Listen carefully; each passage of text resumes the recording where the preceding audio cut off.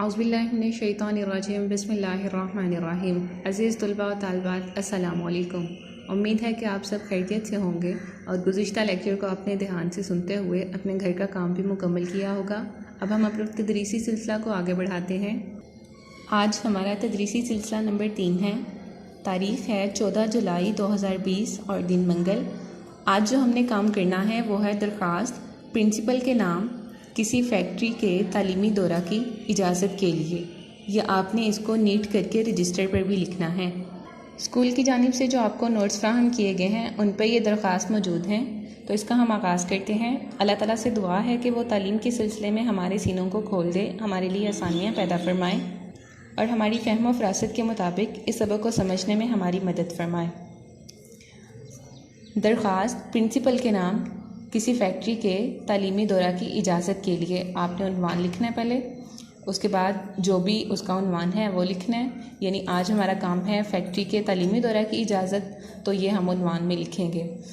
उसके बाद दरख्वास्त हम लिख रहे हैं प्रिंसिपल को, तो प्रिंसिपल बाखिदमत जनाब प्रिंसिपल दायरे-ए-रकम, उसके बाद सत्ता की अलामत लगानी है। प्रिंसिपल के बाद सत्ता की अलामत लगाई, फिर अपने स्कूल का नाम लिखा दायरे-ए-रकम high school Ali Raza लानहा campus, फिर इलाके का नाम बदोमली। इस चीज़ का आपने ख्याल रखना है। प्रिंसिपल के बाद सत्ता की अलामत आएगी और अपने शहर या इलाके का नाम भी ज़रूर लिखना है। फिर उसके बाद हमने लिखना है जनाब आली। इसके बाद अलामत निदाइया लगाई।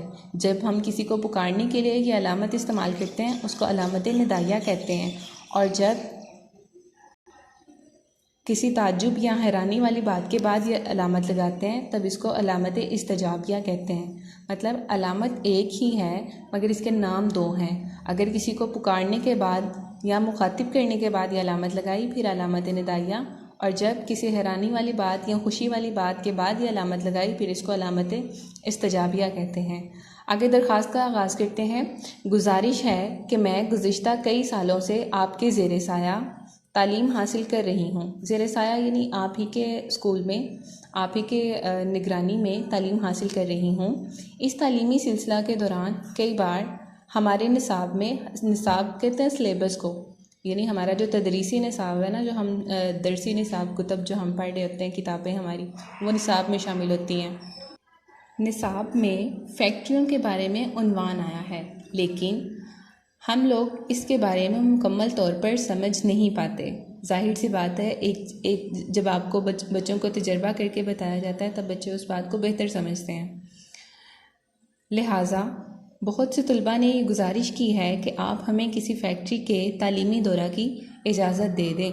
यानी जब हम किसी फैक्ट्री में तालीम हासिल करने के सिलसिले में या अपनी कोई भी उन्वान तालीम के मुतालिक जो हमारा उन्वान है उसके सिलसिले में दौरा करेंगे तो उसके लिए हमें इजाज़त दे दी जाए ताकि हम लोग निसाब में शामिल उस उन्वान के मुतालिक मुकम्मल तौर पर समझ पाएँ। मेहरबानी फरमाकर स्कूल की तरफ से किसी फैक्ट्री के तालीमी दौरे का इंतज़ाम फरमाएँ।